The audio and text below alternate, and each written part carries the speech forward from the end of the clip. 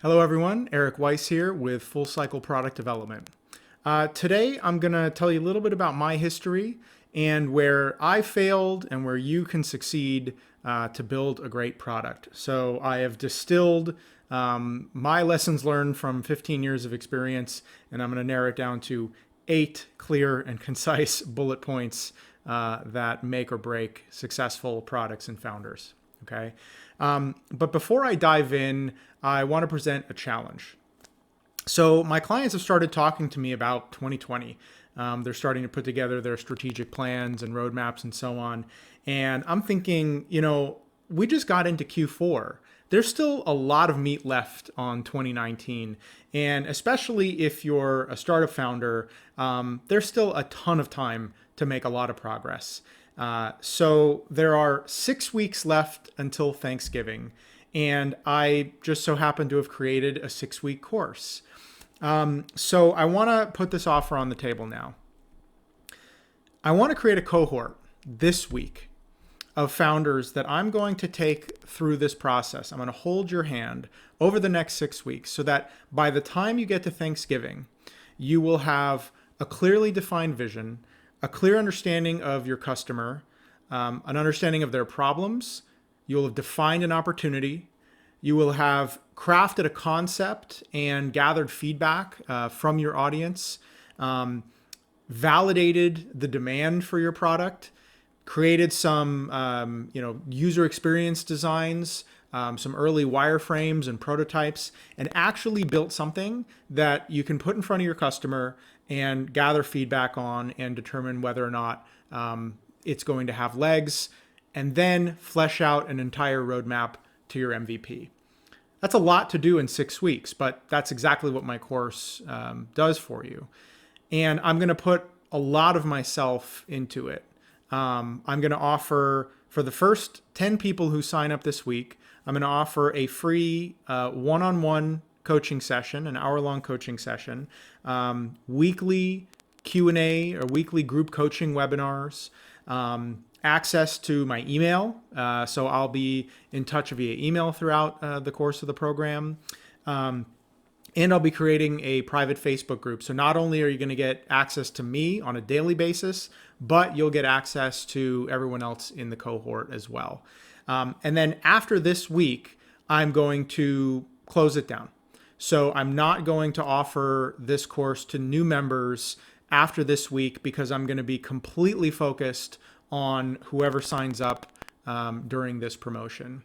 Now, I should raise the price for doing this because just the cost of the price of the consulting alone, we're already in the several thousands of dollars for this amount of time that I'm going to be giving you. So for less than $400, it's a crazy value, right? So you're basically getting the entire course for free. You're getting all the group coaching and the accountability and everything for free. And you're basically just paying for an hour of my time. And I'm happy to do that for this cohort. One, because I really want to see some people achieve some amazing results by the end of the year. But then I also want to make sure that I'm delivering on the results that I'm promising. And it's actually a great opportunity for me to get really involved and be hands-on. Okay. So if you sign up, grab my free toolkit at fullcycleproduct.com. Sign up for my newsletter. You'll get the email for the promo. If you go to my page, fullcycleproduct.com, click on the course and sign up and join it. And let's kick ass for the rest of 2019. All right. Okay. So real quick, I'm going to talk to you about the 8 things that I learned that make successful founders. So basically, the story is this. I've been developing products for almost 15 years, primarily in an engineering capacity, right? So I've been a software engineer, a dev lead, I've been a chief technology officer, been a project manager and a product manager as well, and always been really focused on execution, right? So someone has a vision, they bring me on, I help them execute on that vision. And what I found was that no matter how efficient, no matter how good I was at executing on the vision, nothing mattered if we weren't building the right things, if we weren't connecting to our customers, if we weren't listening to our customers, listening to the market, et cetera. And so, I dove headlong into the world of product design, product management. I've read dozens of books on product design, human interaction design, user experience, etc. I've watched hundreds of hours of lectures, from various experts, been to conferences. I mean, I basically transformed myself from an engineer into a product manager. All right. And I've read case studies and, working with all of my own clients over the past decade, I've distilled down the things that make a great product and make a great company. And they're things that I basically failed on every single point. I failed to do these things until I finally developed this new methodology that I'm teaching, the full cycle methodology. Okay. So number one, the companies that I studied that were the most successful understood their customers at a deep, deep level. Okay. So they created empathy and trust. They spent a lot of time in the trenches with their customers, and they got a ton of customer feedback. So these weren't people kind of up in the ivory tower who had an idea that thought everyone would love. They were people that were down there working with their customers on a daily basis, understood them inside and out, and then were able to spot an opportunity and create a solution for it. All right. Number two.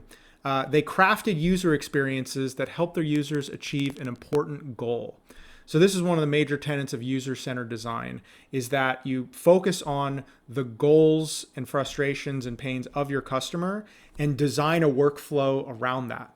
Okay. So rather than just sort of creating screens or even having a sort of design first approach where you focus on making things pretty or using modern design conventions, you really target on goal accomplishment and then design an experience that's on rails that drive them to that. So it's done with purpose and intention. Okay. Number three, they had a clearly defined mission that everyone in the organization subscribed to. Okay. Now, when I say a mission, I don't mean just some platitude, something that you put up on the wall somewhere and that, nobody ever really talks about or looks at. I mean something that is ingrained in the DNA. And typically the mission statements that resonate the best are, you've got a cohort of people, a tribe of people that you are dedicated to improving their lives at any cost. Okay. And you will make no compromises.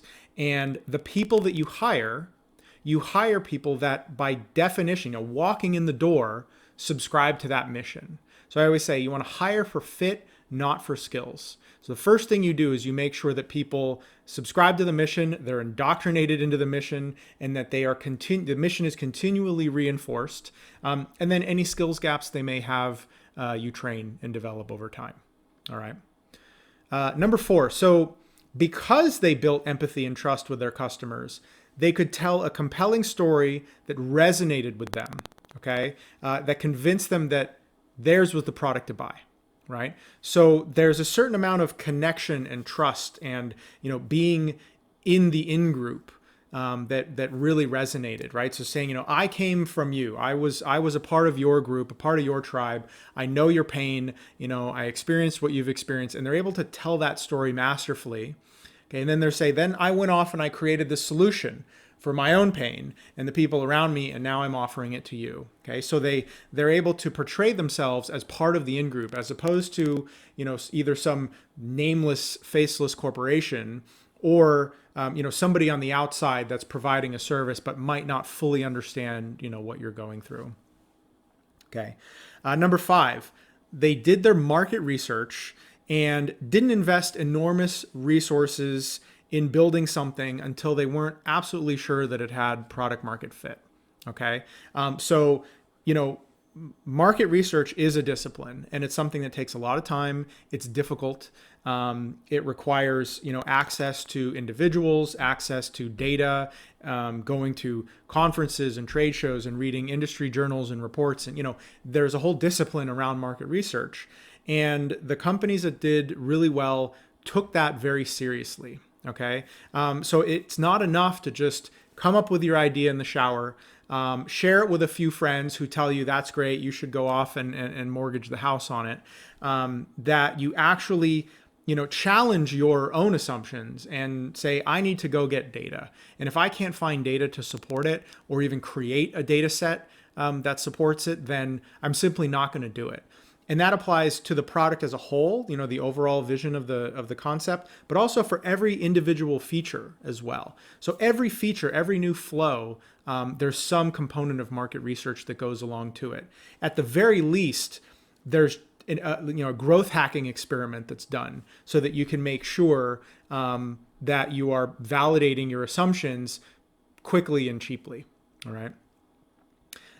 Number 6, they engaged with their customers on an ongoing basis, continually gathering feedback and testing out new ideas. Okay, so starting from the beginning, right, having that connection, that deep connection to your customers, maintaining that connection over time as the product, as the company, as the user base grows. So being customer centric in everything you do, continuing to do in-person, one-on-one interviews, focus groups, usability testing, and so on, in addition to baking in analytics and capturing user feedback and user data at scale.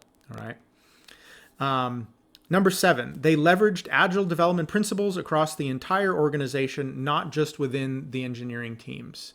Okay, so, in engineering, we do agile, and agile is based on the foundational principles of reflection and continuous improvement. So we work in a tight iteration, we step back, we look at not only what we did, but how we did it.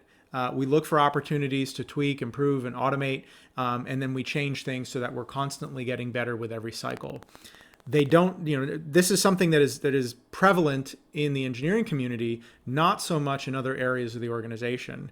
And companies that truly adopted not just an agile dogma or methodology like Scrum, but actually adopted the principles, again, of delivering customer value, reflection and continuous improvement, and so on. Those are companies that did really well because they were able to scale effectively, right? So that the engineering team would scale in their effectiveness, and then product and marketing and customer service and operations and so on would also be able to scale and simply adapt and change as the the company and the market did as well. Okay. And number 8, final point, they gathered copious amounts of data and used it to make product decisions instead of the opinions of a few key people. Okay. So this is one of the first growing pains that companies will run into once they kind of get out of that bootstrap phase, is that the founders, they just become really busy managing the organization and raising money and so on. But they just get farther and farther away from the customer, from the product, and from the process of developing that product. And they have to start pulling themselves out of it and creating systems, right, that continue to generate high quality decision making at scale. And so an organization where the CEO or the founder is still playing a really active role in making product decisions, once it's reached a certain stage, it's unsustainable and typically ends up, causing the company to suffer. So the way you replace those highly paid people's opinions, or hippos that I call them, is with data and analytics. Okay, so starting off with again, the interviews and the surveys and so on, baking in ways of observing and recording and doing live usability testing, gathering event data, calculating profile, values, doing even, rudimentary predictive modeling and machine learning and so on. These are all ways of gathering data at scale, which can then be fed back into the, the product development process to make sure that you're building the right things at the right time. Okay. Now, every single one of these problems I failed at doing at some point in my career, and I've got a lot of war stories and a lot of scars for each of these. And for each one of them, I've been able to turn them around and turn it into this model of product development that I call the full cycle methodology, which is a combination of user-centered design, agile software development, and growth hacking. Okay, so it's a scientific approach, right? An experimentation driven approach to product development that leverages those agile development principles of quick iterations, reflection, and continuous improvement, and is fully customer centric. So the customer is at the center of everything we do, every decision we make, every bit of feedback along the way.